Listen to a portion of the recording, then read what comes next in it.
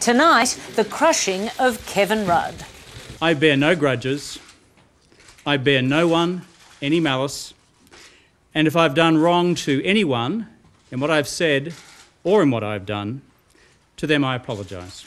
I think anybody who's watched Kevin Rudd's statement to the media today could see the honesty, the candour, the way that he's approached that press conference. They could see what he said, and I absolutely accept it.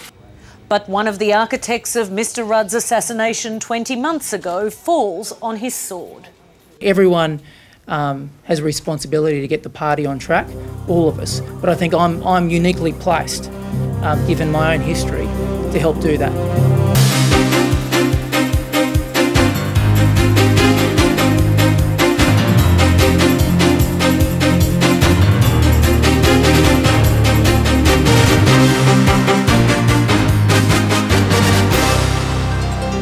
Good evening, welcome to Lateline. I'm Emma Alberici with this special edition of the program coming to you from Parliament House in Canberra. Australian politics has delivered another day of high drama, with Prime Minister Julia Gillard's resounding victory over Kevin Rudd in the leadership ballot.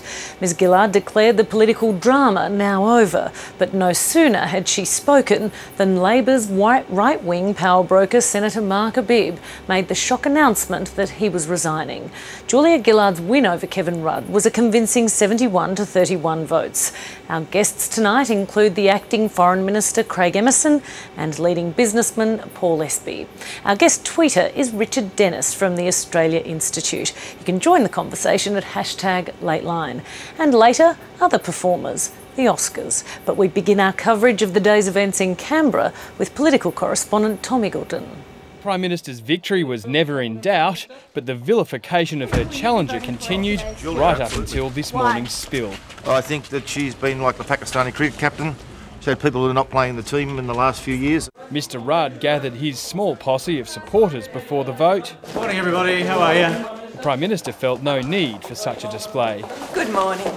A news poll published this morning shows Mr Rudd is more popular with the public, but in caucus he was comprehensively trounced. Julia Gillard has won the ballot, 71 votes to 31. Speeches from the combatants were kept short. The vote was brought on after about 5 minutes. The mood, I think it's fair to say, was reasonably tense, and I think as a result of the conclusion of the ballot, I think most members are happy that this matter has now been determined. Despite the predictability of today's ballot, questions remain. Is it enough to legitimise and reinvigorate Julia Gillard's leadership? And is her victory today enough to see off Kevin Rudd's leadership ambitions once and for all? In his concession speech, Right. Kevin Rudd was magnanimous. The caucus has spoken. I accept the caucus's verdict without qualification and without rancour. I bear no grudges. I bear no one any malice. And if I've done wrong to anyone in what I've said or in what I've done, to them I apologise. Over the last week, the former Prime Minister's questioned Julia Gillard's honesty, found fault with her policies and accused her backers of treachery for the 2010 coup against him. But now he's ruling out another challenge. I dedicate myself to working fully for her re-election as the Prime Minister of Australia. And I will do so with my absolute ability dedicated to that task. I think anybody who's watched Kevin Rudd's statement to the media today could see the honesty, the candour, the way that he's approached that press conference. They could see what he said, and I absolutely accept it. The Gillard camp's character assassination over the last week of Mr Rudd and his stealth campaign against her was almost without parallel in modern Labor leadership bouts. That too is now apparently forgotten. As a nation, as a Labor Party, we must honour his many achievements as Prime Minister. Kevin Rudd led this nation through the global financial crisis. The Prime Minister did not, however, back away from her recently expressed view that Kevin Rudd's leadership was chaotic and his government paralysed. Back in 2010, I took the view that I didn't want to, in terms of respect for Kevin Rudd and the government's achievements, canvass those matters publicly. I now realise that that was an error, and it made it very difficult for the Australian public to understand what had happened. The The Prime Minister says now the infighting will end and she's focused back on voters. I can assure you that this political drama is over and now you are back at centre stage where you should properly be. I intend to be a very forceful advocate of the government's policies, so settle in. Any other questions? There was another question from the opposition leader.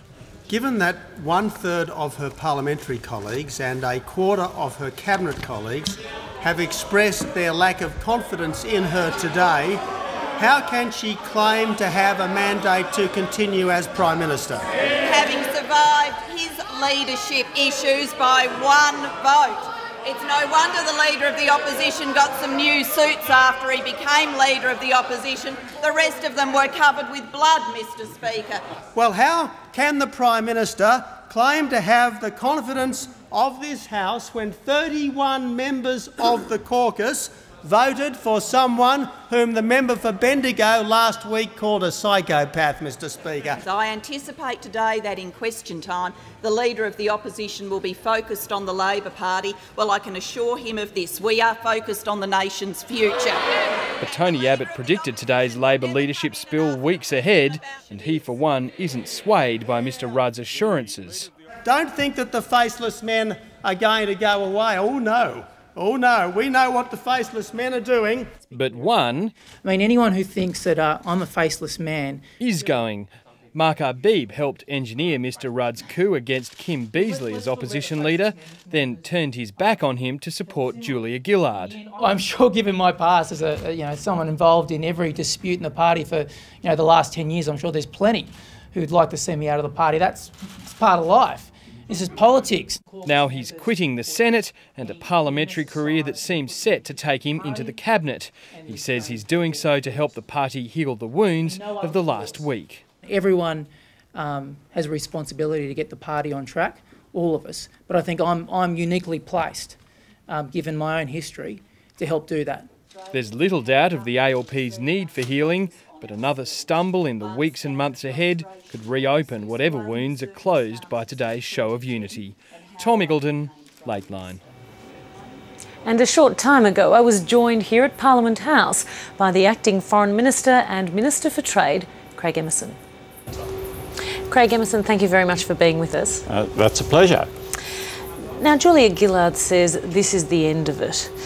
But after this week of such an enormous amount of vitriol has been hurled around over this past week, how can the public truly believe that the question of your party's leadership has been settled once and for all? Through our performance.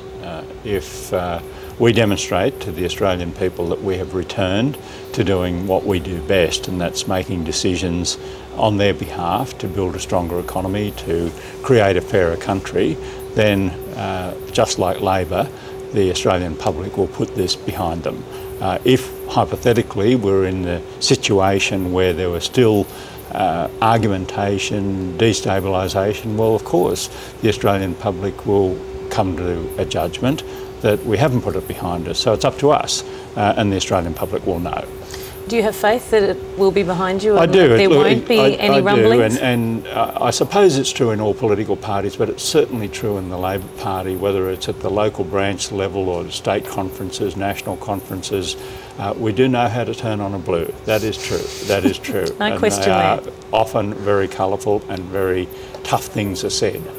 When the count is done, whether it's a resolution at a state conference or a national conference, whether it be on uranium sales to India or same-sex marriage, you saw late last year the passion that was in that. Well, there's been a lot of passion in this debate too, but we're now in a situation where we return to our fundamental task and the very purpose for which we were elected.